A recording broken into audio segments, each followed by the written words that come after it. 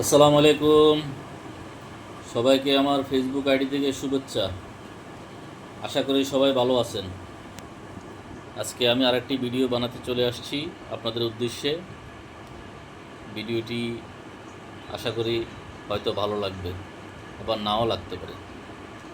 আচ্ছা বলুন তো, মানুষ কি আসলে মানুষকে ভালোবাসে বা মূল্যায়ন করে?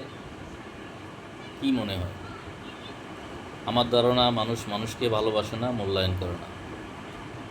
এখানে ব্যতিক্রম ব্যাপারটা আলাদা।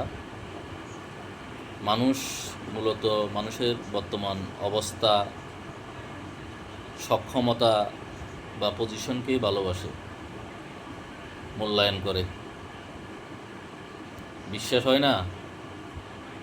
একবার দপাস করে বর্তমান পজিশন থেকে নিচে পড়ে দেখেন, তাহলে বুঝতে পারবেন মানুষ আসলে কাকে ভালোবাসে।